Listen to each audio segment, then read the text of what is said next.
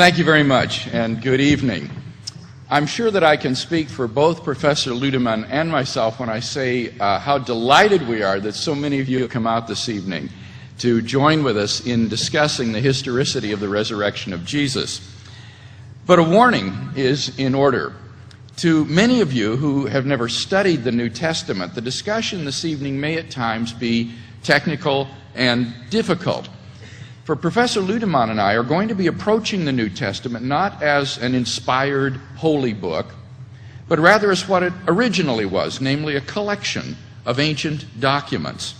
What you're going to hear tonight is a debate between two historians concerning the reliability of a collection of ancient texts concerning one particular event, the resurrection of Jesus. If the discussion threatens to get too technical, then I may simply refer you to the further discussion in our book. But we'll also be talking about philosophy of history, because Professor Ludemann and I differ profoundly on what kinds of historical hypotheses are permissible as live options. And this is critical for a discussion of Jesus' resurrection. Now, in order to focus our discussion this evening, I propose to defend two basic contentions in tonight's debate. Number one, that any adequate historical hypothesis concerning Jesus' fate must explain four facts accepted by the majority of New Testament scholars, namely Jesus' burial, the discovery of his empty tomb, his post-mortem appearances, and the origin of his disciples' belief in his resurrection. And number two, the best explanation of these facts is the hypothesis that God raised Jesus from the dead. So let's look at that first contention together. I want to share with you four facts which are widely accepted by New Testament scholars today. Fact number one: after his crucifixion, Jesus was buried by Joseph of Arimathea in a tomb. This fact is highly significant because it means that the location of Jesus' tomb was known in Jerusalem. In that case, the disciples could never have proclaimed his resurrection in the face of an occupied tomb. New Testament historians have established this first fact on the basis of the following evidence. Number one, Jesus' burial is attested in the very old information handed on by Paul in his first letter to the Corinthians. Number two, the burial is part of very old source material used by Mark in writing his gospel. Three, as a member of the Jewish court, the Sanhedrin, that condemned Jesus, Joseph of Arimathea is unlikely to be a Christian invention. Four, Mark's burial account is simple and lacks traces of legendary development. And five, no other competing burial story exists. For these and other reasons, the majority of New Testament critics concur that Jesus was buried by Joseph of Arimathea in a tomb. And in our last debate, Dr. Ludemann stated that he and I are largely in agreement about this first fact.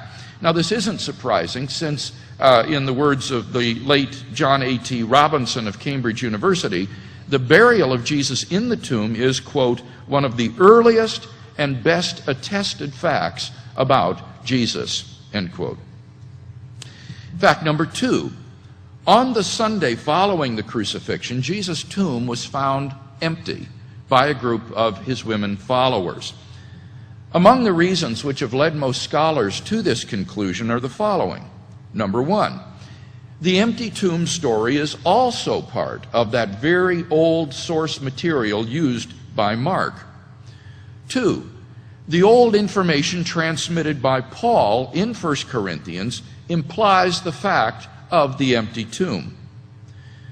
Three, Mark's account of the discovery of the empty tomb is simple and lacks signs of legendary embellishment. Four, the fact that women's testimony was worthless in first century Palestine counts in favor of the women's role in discovering the empty tomb. for any later legendary account would almost certainly have made male disciples to have discovered the empty tomb. And number 5, the earliest Jewish allegation that the disciples had stolen Jesus' body itself shows that the body was in fact missing from the tomb. Now, I could go on, but I think that probably enough has been said to indicate why, in the words of Jakob Kramer, an Austrian specialist on the resurrection, by far most exegetes hold firmly to the reliability of the biblical statements concerning the empty tomb. Dr. Ludemann, however, denies the fact of the empty tomb. Why? Well, his skepticism on this account is based upon 3 assumptions, which strike me at least as very dubious.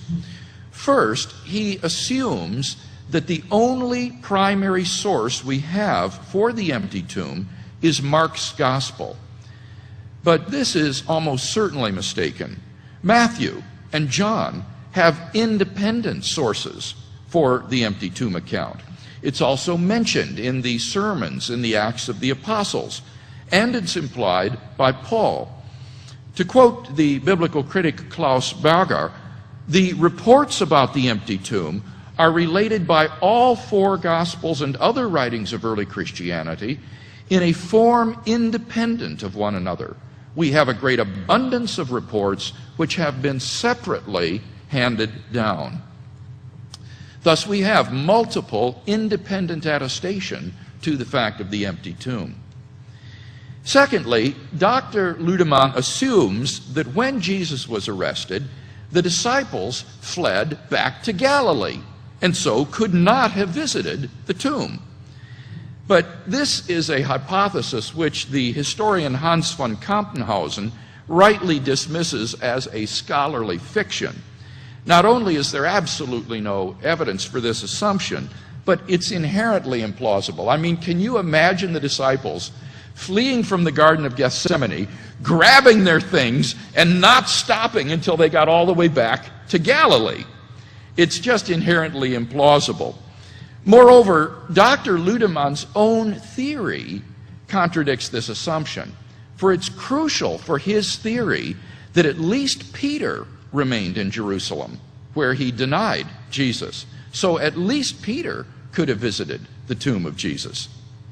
Finally, third, Dr. Ludemann assumes that the Jewish authorities suffered a sort of collective amnesia about what they did with the body of Jesus. Even if Joseph or the Jews only gave Jesus a dishonorable burial, why didn't they point to his burial place as the quickest and easiest answer to the disciples' proclamation that Jesus was risen from the dead? Dr. Ludemann admits, and I quote, "Jews showed an interest in where Jesus' corpse had been put, and of course a proclamation of Jesus as the risen one provoked questions about his body from opponents or unbelievers," end quote. So why, when the disciples began to proclaim the resurrection of Jesus, didn't the Jewish authorities say where they had put Jesus' body? Dr. Ludemann's answer: they forgot. Well, I think this might strike many of us as somewhat less than convincing, to put it mildly. I mean, can you imagine the Sanhedrin gathered together behind closed doors, racking their brains? What did we do with the body? Where did we put it? Caiaphas stands up and says, "Shmuel, you were there. Where did we put it? Tell us." "I don't know. You ask me. I can't even remember where I parked my camel when I come to the temple." Seriously, though, I think this is a hypothesis of desperation. And thus it seems to me that we not only have good positive reasons for accepting Jesus' empty tomb, but that Dr. Ludemann's reasons for denying this fact aren't very persuasive. Fact number 3. On multiple occasions and under various circumstances, different individuals and groups of people experienced appearances of Jesus alive after his death. This is a fact which is almost universally acknowledged among New Testament critics for the following reasons. First, the list of eyewitnesses to Jesus' resurrection appearances, which is quoted by Paul in 1 Corinthians 15, guarantees that such appearances occurred. These included appearances to Peter, the 12 disciples, the 500 brethren, and James, the younger brother of Jesus. And secondly, the appearance traditions in the Gospels provide multiple independent attestation of these appearances. Dr. Ludemann himself concludes, and I quote, "It may be taken as historically certain that Peter and the disciples had experiences after Jesus' death in which Jesus appeared to them as the risen Christ." Finally, fact number 4. The original disciples suddenly and sincerely came to believe that Jesus was risen from the dead despite their having every predisposition to the contrary. Think of the situation that the disciples faced following Jesus' crucifixion. Number one, their leader was dead, and Jews had no belief in a dying, much less rising, Messiah. 2, according to Jewish law, Jesus' execution as a criminal showed him out to be a heretic, a man literally under the curse of God. And 3, Jewish beliefs about the afterlife precluded anyone's rising from the dead before the general resurrection at the end of the world. Nevertheless, the original disciples suddenly came to believe in and were willing to go to their deaths for the fact of Jesus' resurrection. Dr. Ludemann himself agrees that a historical investigation takes us back to the abrupt origination of the Easter faith of the disciples. So in summary, there are 4 facts agreed upon by most scholars who have written on these subjects, which any adequate historical hypothesis must account for. Jesus' burial by Joseph of Arimathea, the discovery of his empty tomb, his post-mortem appearances, and the very origin of the disciples' belief in his resurrection. The question is, how do you best explain these 4 facts? Well, that leads me to my second contention. The best explanation of these facts is the hypothesis that God raised Jesus from the dead.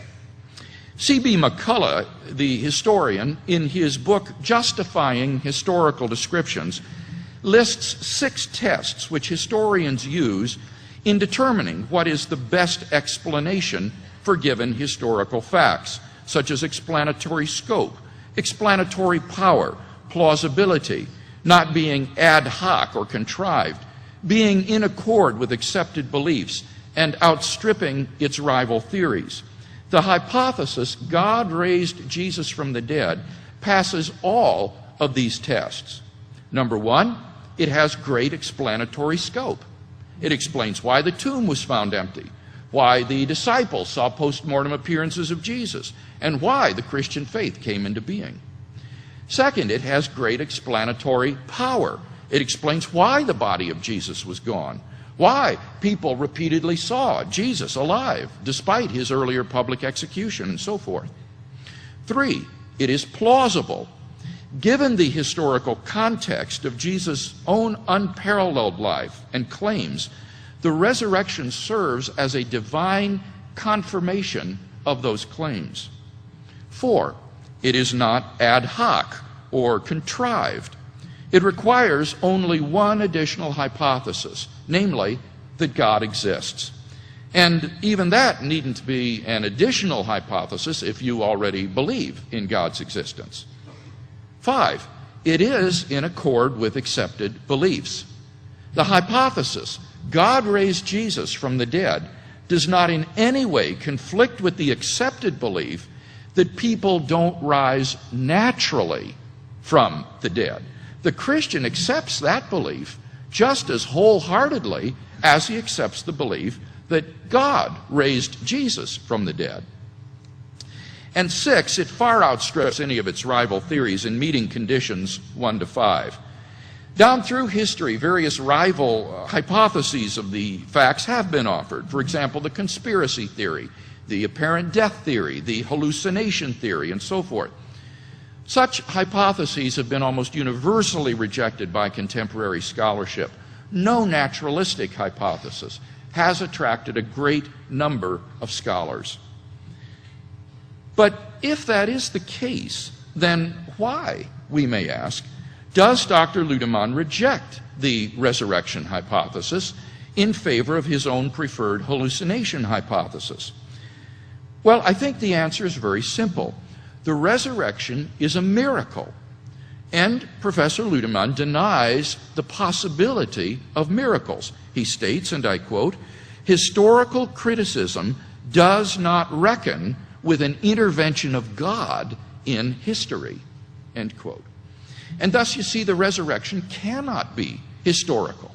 It goes out the window before you even sit down at the table to look at the evidence.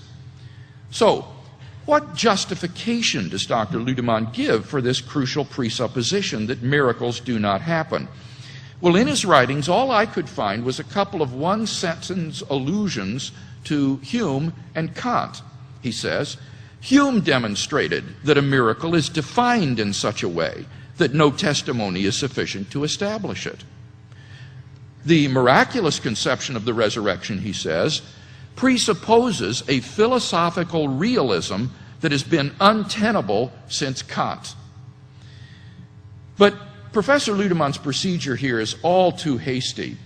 Thomas Morris, a philosopher, comments in his book, Philosophy and the Christian Faith, what is particularly interesting about the references theologians make to Kant and Hume is that most often we find the philosopher merely mentioned, but we rarely, if ever, see an account of precisely which arguments of his are supposed to have accomplished the alleged demolition. In fact, I must confess to never having seen in the writings of any contemporary theologian the exposition of a single argument from either Hume or Kant or any other historical figure for that matter, which comes anywhere near to demolishing historical Christian doctrine or theological realism. Hume's argument against miracles was already refuted in the 18th century by Paley, Less, and Campbell, and most contemporary philosophers also reject it as fallacious, including such prominent philosophers of science as Richard Swinburne and John Ehrman, and analytic philosophers like George Mavrodes and William Alston. Even the atheist philosopher Antony Flew, himself a Hume scholar, admits that Hume's argument is fallacious as it stands. As for philosophical realism, well, this is the dominant view among philosophers today, at least in the analytic tradition. So if Dr. Ludemann wants to reject the possibility of miracles on the basis of Hume and Kant, then he's got a lot more explaining to do. Otherwise, his rejection of the resurrection hypothesis is based on a groundless presupposition. Reject that presupposition, and I think it's pretty hard to deny that the resurrection of Jesus is the best explanation of the facts. Now, of course, Dr. Ludemann does offer an alternative explanation, the hallucination hypothesis. He develops an elaborate theory based upon the depth psychology of Carl Jung concerning archetypes in the collective unconscious, which he believed Peter and Paul to have projected as external visions or hallucinations. And he thinks that these were brought on by guilt complexes that Peter and Paul suffered under independently. Now, in our book, I try to show that this hypothesis, though ingenious, does not, in fact, pass those 6 tests for being the best explanation. But for now, we can note that if Dr. Ludemann's only reason for preferring it to the resurrection hypothesis is that the resurrection is a miracle, then this amounts to nothing more than a philosophical prejudice against miracles.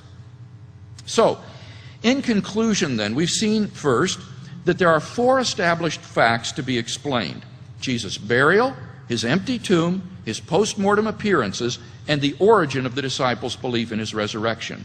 And second, that the resurrection hypothesis meets the tests for being the best explanation of these facts.